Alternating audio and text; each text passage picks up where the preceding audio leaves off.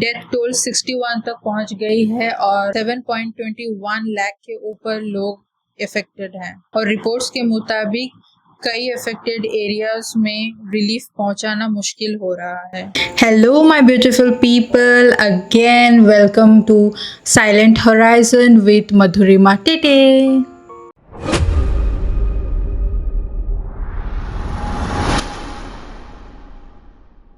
तो गाइस, आज हम उस टॉपिक पे बात करने वाले हैं जो हम हर साल सुनते हैं मॉनसून सीज़न के टाइम पे, और उसका नाम है फ्लड, जिसको हम हिंदी में बाढ़ कहते हैं। तो फ्लड क्या है? हेवी रेन के वजह से पानी भर जाता है शहरों में, गाँव में। फ्लड सिर्फ इतना नहीं है कि शहरों में, सड़कों में पानी भर जाता होगा बहुत ज़ोरों की बारिश के वजह से, इतना ही ज़रूरी नहीं है।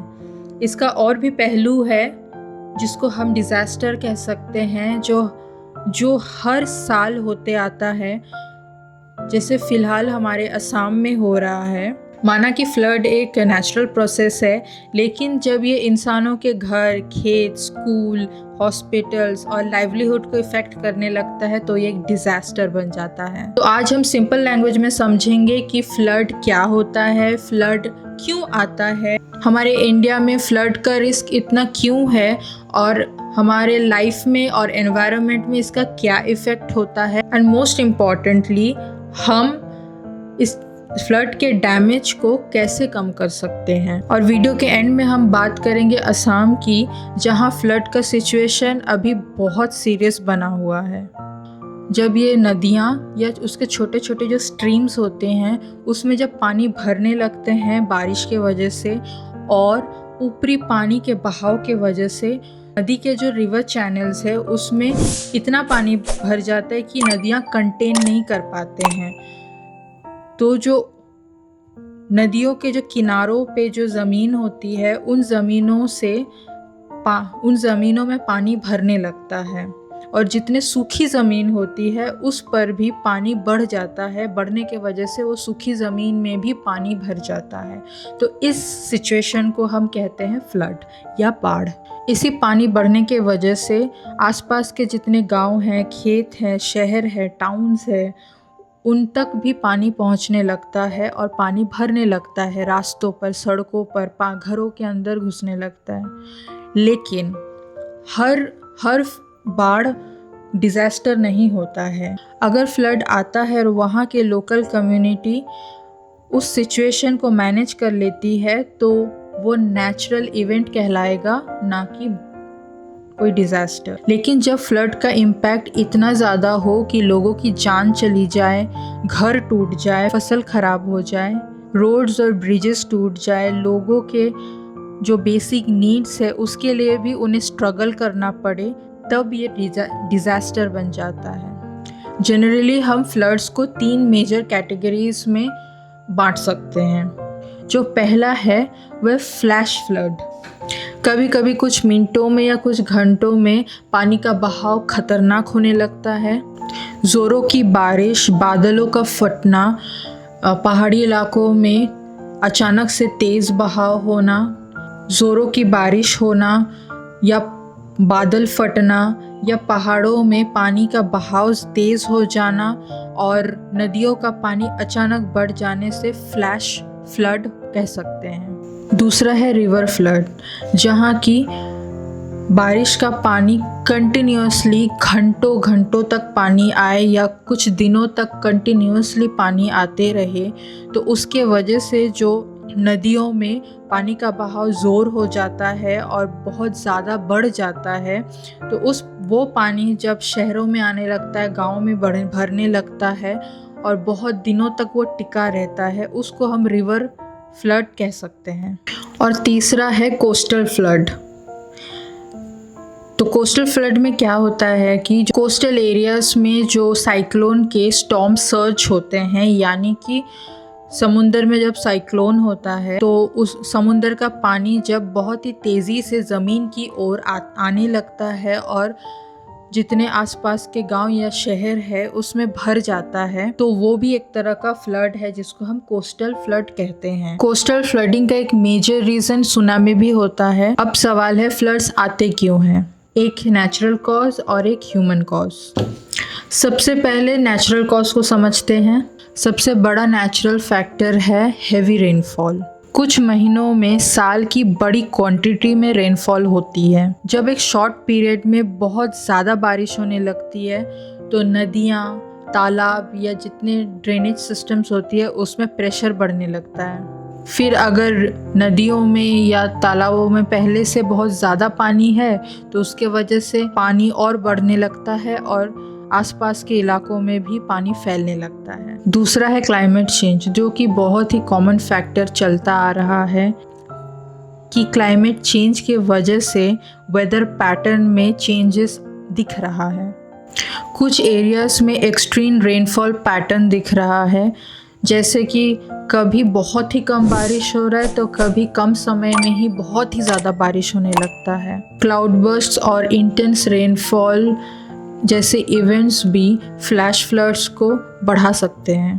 जैसे कि नदी का पानी जब बहता है वो अपने साथ जो बालू होता है, जो सैंड होता है, जो सिल्ट होता है, जितने उसके जो पार्टिकल्स होता है नदियों के अंदर, उसे भी अपने साथ बहा के लेके जाता है। अगर किसी जगह पे वो चीज़ें अटकने लगते हैं तो भी वहाँ का पानी का लेवल थोड़ा बढ़ने लगता है। अगर रिवर की कैरिंग कैपेसिटी कम हो जाए तो हैवी रेनफॉल के वक्त नदी के पास पानी को कैरी फॉरवर्ड करने के लिए वो स्पेस नहीं बचता है, जिसके वजह से वो नदी का जो पाथ है उससे भी बाहर आने लगता है, जिसके वजह से फिर से फ्लड का रिस्क बढ़ने लगता है। इंडिया में और एक इम्पॉर्टेंट फैक्टर है जो कि ट्रांस बाउंड्री रिवर्स है, जिसमें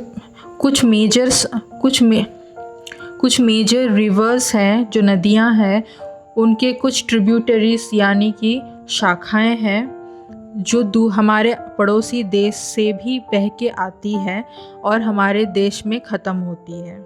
जिसका मतलब ये है कि वो शाखाएं दूसरे देश से होते हुए हमारे देश में पार होते हुए समुंदर तक पहुंचती है। इसलिए रिवर मैनेजमेंट सिर्फ एक स्टेट का इश्यूज़ नहीं है। इसलिए इन इश्यूज़ के वजह से हमारे पड़ोसी देश और आसपास के और भी इलाकों के साथ कोऑर्डिनेशन रखने की बहुत ज़रूरत है। और इंडिया की ज्योग्राफी भी ऑब्वियसली फ्लड के रिस्क को बढ़ाती है।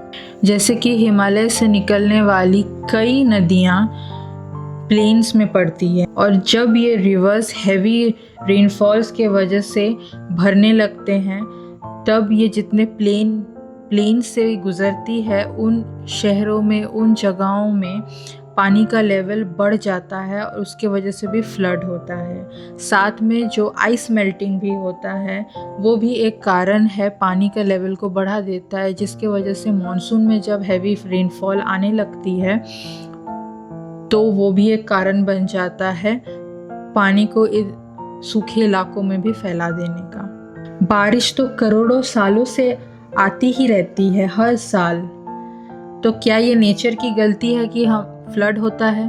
जी नहीं, हमेशा ज़रूरी नहीं है कि वो नेचर की ही गलती हो। फ्लड के लिए सिर्फ नेचर जिम्मेदार नहीं है, हम इंसान भी फ्लड के इस प्रॉब्लम्स को कई बार और सीरियस बना देते हैं। सबसे पहला रीज़न है अनप्लान्ड डेवलपमेंट। हम जितने वेटलैंड्स होते हैं उसको फिल कर देते हैं, नेचुरल वाटर चैनल्स पर कंस्ट्रक्शन कर देते हैं, रिवर के फ्लड प्लेन्स पे बिल्डिंग्स बना देते हैं और इन्हीं वजह से जब हैवी रेनफॉल होता है तो ये जो पानी बढ़ने लगता है उस पानी को बढ़ने के लिए कोई स्पेस ही नहीं मिलता है।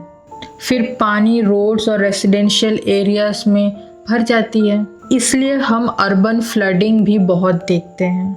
इसलिए आपने देखा ही होगा कि कुछ घंटों के बारिश में भी पूरा शहर वाटर लॉक्ड हो जाता है। क्यों? क्योंकि ड्रेन्स ब्लॉक्ड है, गार्बेज ड्रेन्स में भरे पड़े हैं, वेटलैंड्स और पॉन्ड्स ही खत्म हो जा रहे हैं और नेचुरल वाटरवेज में कंस्ट्रक्शन चल रही है और ड्रेनेज इंफ्रास्ट्रक्चर का तो क्या ही कहना।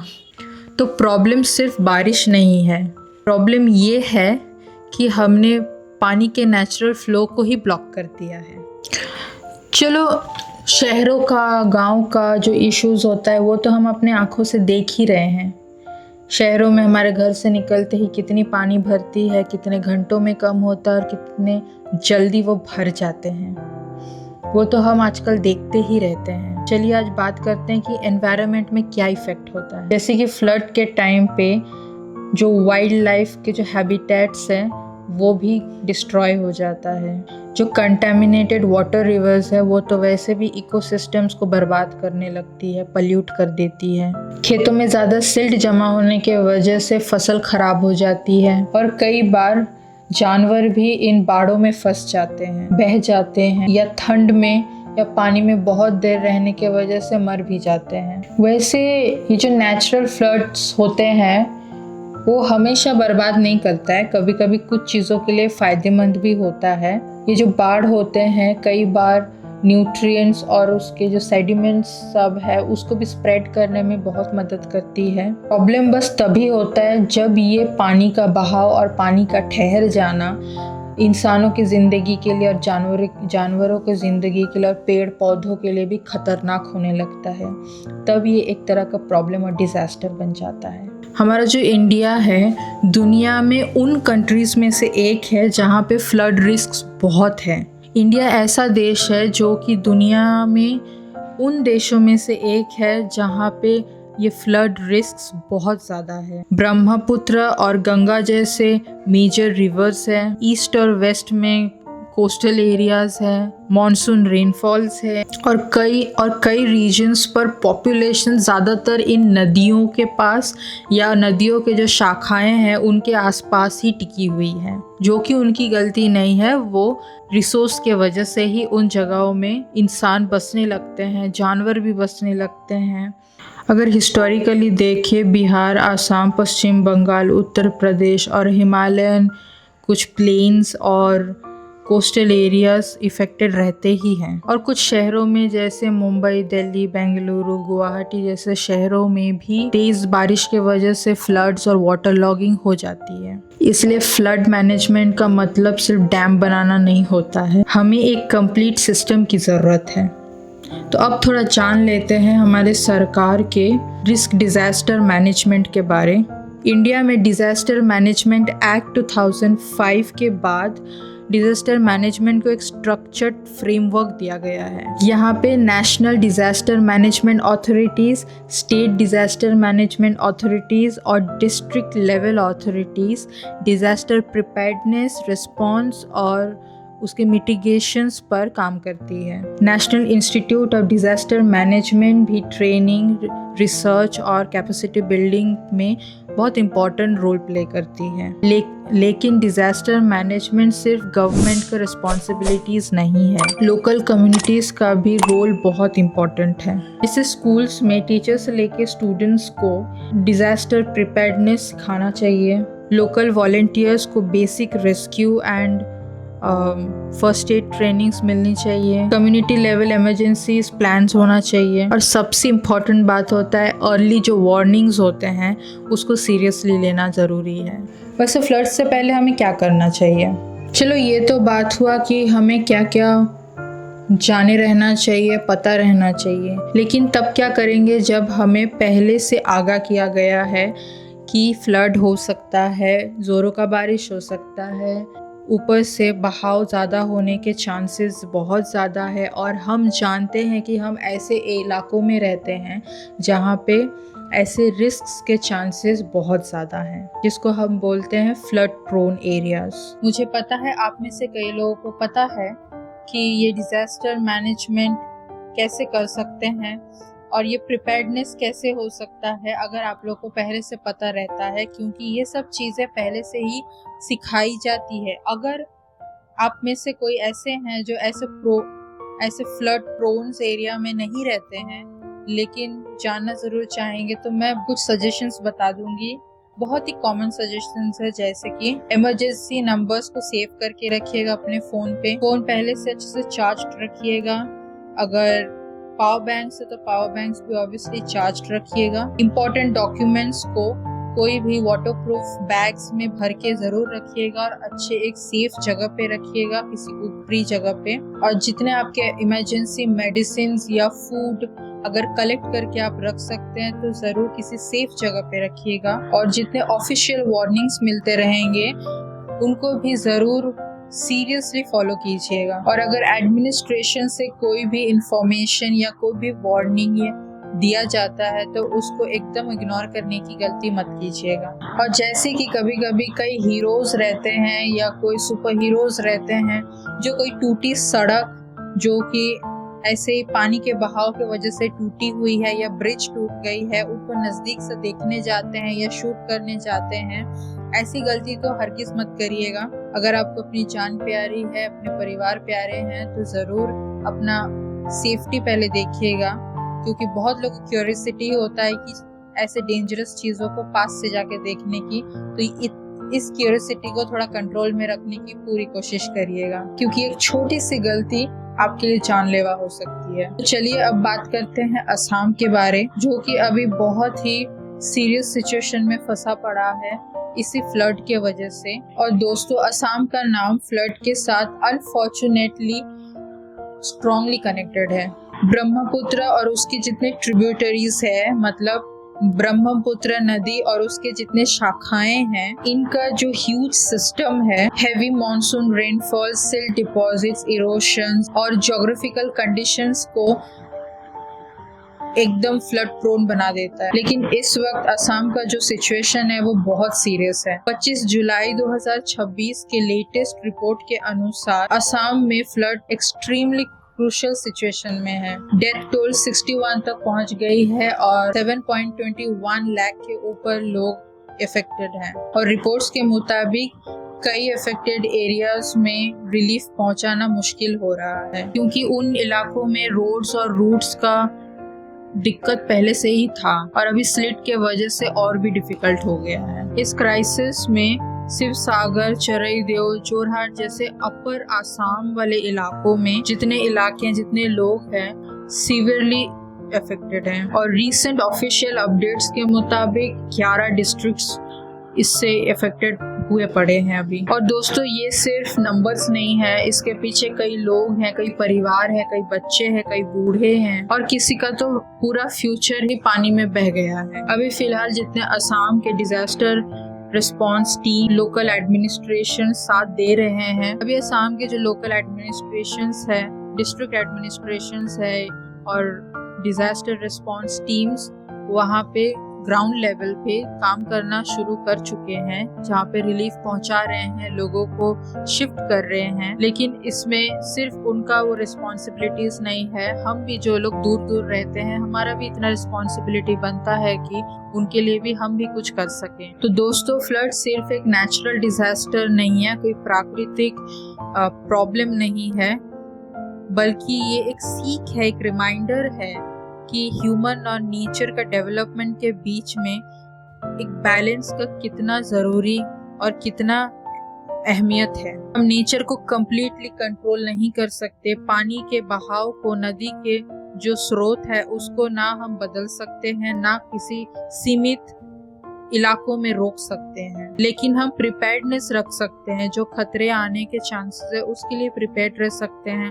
और अगर जिन जगहों में ये खतरा शुरू हो चुका है या लोग सफर कर रहे हैं तो वहाँ पे हम भी कोई मदद कर सकते हैं, साथ दे सकते हैं। जैसे कि आज अपर असम के लोग फ्लड से स्ट्रगल कर रहे हैं, हमें सिर्फ न्यूज में देखकर आगे नहीं बढ़ जाना है, इस सिचुएशन को समझना है, उनके परिस्थिति को समझना है और वेरीफाइड इंफॉर्मेशन दूसरे लोगों तक भी पहुंचाना है। और अगर आप कुछ मदद कर सकते हैं तो जरूर कोई रिलीफ अगर भेज सकते हैं या कोई भी मदद थ्रू फंड हो या कोई रिलीफ आप अपने तरफ से भेज सकते हैं तो जरूर मदद कीजिए, जरूर भेजिए। कोई वेरीफाइड गवर्नमेंट एजेंसी हो या कोई एनजीओज है जो इस चीज में रिलीफ भेज रहे हैं, मदद कर रहे हैं, तो उनका साथ जरूर दीजिए। और एक छोटी सी हेल्प उन लोगों के लिए बहुत बड़ी मदद हो सकती है। मैं आपसे बस इतना कहना चाहूंगी, भले हम फ्लड के पानी को